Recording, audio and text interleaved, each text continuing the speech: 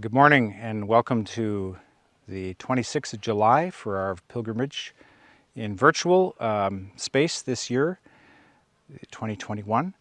My name is Father Mark Blom. I'm one of the oblates who works at Sacred Heart Church of the First Peoples in Edmonton. Welcome in spirit to the Lac St. Anne pilgrimage grounds, the holy site. And this place has been made holy by the prayers and the footsteps of generations of Indigenous peoples who have come here to pray, to rest, to listen, and to heal. And this summer has been a kind of a sorrowful summer for us in the Indigenous communities and in the Catholic Christian communities, as we've heard so many times about the discovery of new burial sites where many students of residential schools were buried without markers or without records. And so that every other week we're hearing about that this summer. It's a heavy summer. But we bring our tears here and we join them to the waters of countless pilgrims who have come here before us. And Mary and Joseph experienced the loss of Jesus when he also was a child, and they were on pilgrimage to Jerusalem. And we all know the story.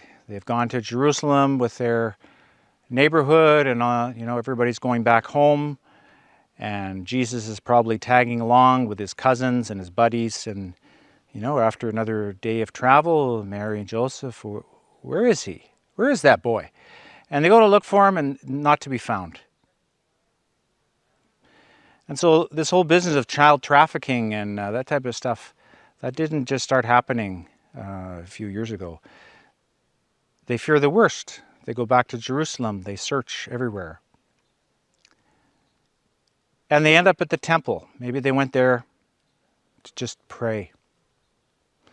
And there they find little Jesus in amongst the teachers, questioning them and saying some of his wisdom to them. And they find Jesus on the third day. And in the scriptures, it's on the third day that God acts to save his people. A lot of the children that went to residential schools didn't come home the same. And some of them never came home. And we need to feel the heaviness of that fact. And if we're able to feel the heaviness of that, in time we will also be able to feel better the presence that is within us that doesn't pass away. And that's the presence of God. The good news is that whatever belongs to God is never lost forever. And so for the losses that the Indigenous peoples have known in these last 200 years, what truly belongs to God is not lost.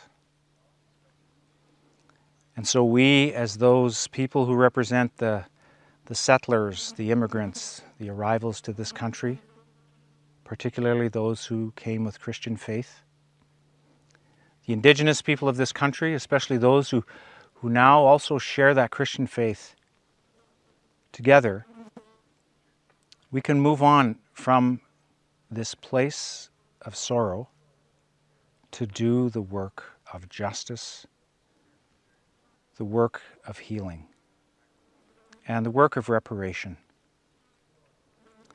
And so when we leave Lac St. Anne with our hearts enlarged, they're big enough to bear our grief, and they're also big enough to bear the promise that has been planted within us in the Spirit of Jesus.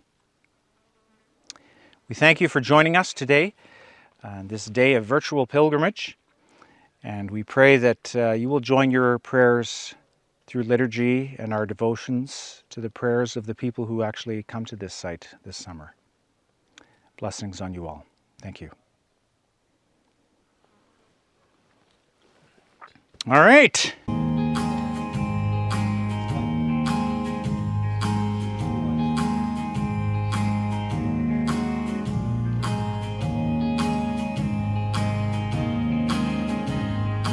Oh, let all the birds, let them come to the water, and let all who have nothing, let them come to the Lord. Without money, without pride, why should you pay the price? Except for